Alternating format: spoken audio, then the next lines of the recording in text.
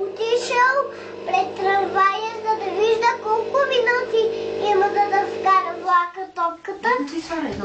И колко 7 минути дойдел трамвая и до вечер свърши приказка. Измисли нова приказка, де? Как светнало зелено, па после червено. Сега да бъдем здрав носи. Бъде здрав носи. Живел дядо със своята баба. Кора със своята баба. Един ден му казал на бабата: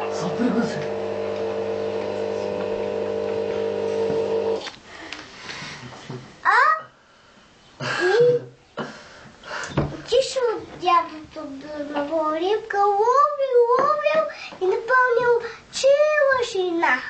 Ама ако обикалила, мисля ли си?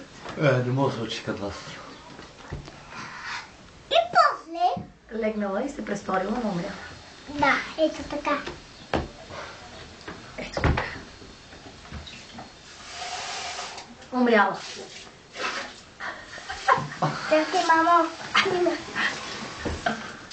Легне и на котката климат, как легнала помощ. Така ли легнала, кумалис? Да. Добре. И после какво стана? И после станало... Дядото я видял и гледай в камерата. В камерата гледай. Сега за едно кожухче на бабата. За едно кожухче на бабата искам да й плата едно билече, за да си плати рибка. Това казала бабата и Боже здрав носи дойдел и почукал на кумица лисица. Тук гледай към камерата. И после казал кумица лисица: кумица лисица, защо идваш? Що ти искаш да те срещна ли? Па видя ли как оня стая дядо ми даде 2 шамазана, за да отида за сметката да им платят $2 милиона. И той му казал, че е така направи една голяма градива птица, че като захапал от кучето, кота скочила от прозореца. Ма ти това го обърка с косе-босе, де, като захапало кучето от ташката на кумалис. И после дремал една стопка удрил по главата ми.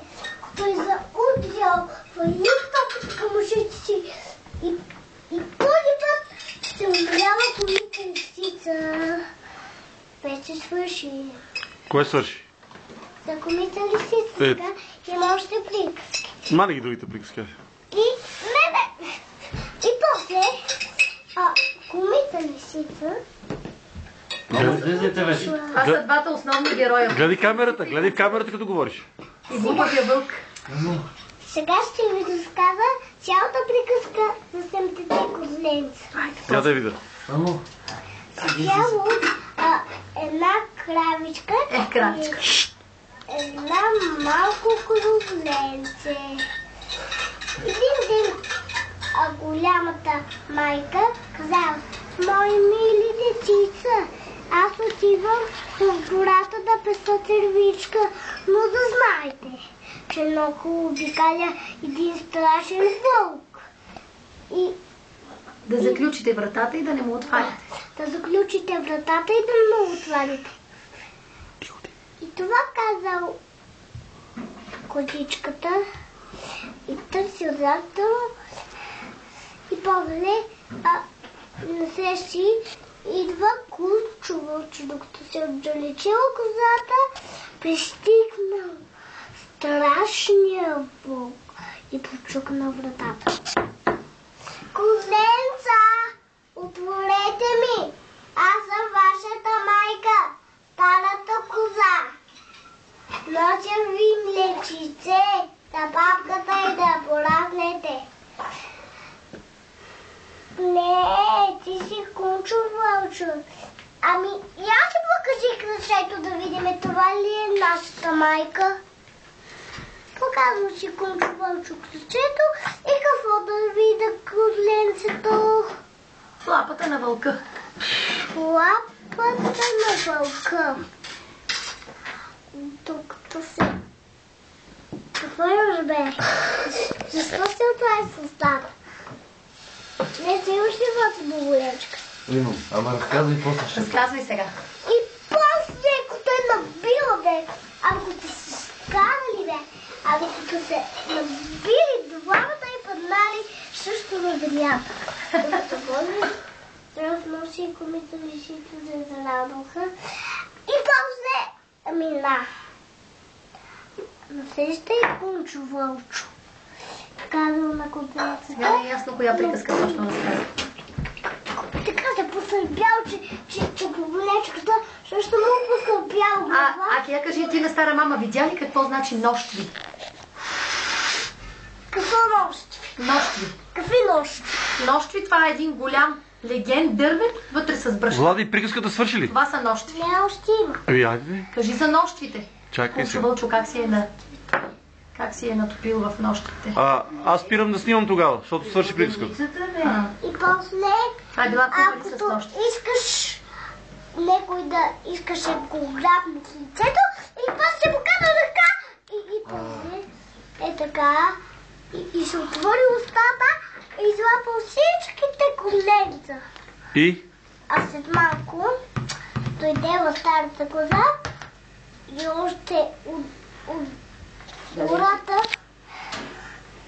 видял, че на вратата на къщичката е отворена. Гледай в камерата. Помислила какво е станало.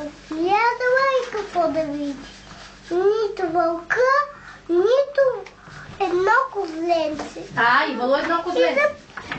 Плакала грешничко. Мили норбица, къде сте? Аз какво ви казах? Да заключите вратата, да ме не му оправите. На Кунчо Вълчо влезнало коленцето и ви казал всичко на мама. Как дошъл вълка, как ги излагал, как се потопил кръчето в брашното, как ги жал. Я бъсна се старата корова и затичала и най-после го намерил да лежи по едно дърво. И с простото ръце разпорила корема на Кунчо Вълчо и после всичките коленца излезали, хванали се на хоро и запрали крамали и му завържили така кръста на Кунчо Вълчо и бум в реката. И после мама коза се прибрала козленцата. Това ли е? Да, Кажи край. край. Браво. Ръкопляскай. С топчето. Само да забравиш да кажеш как Кунчо Вълчо ще върна втори път.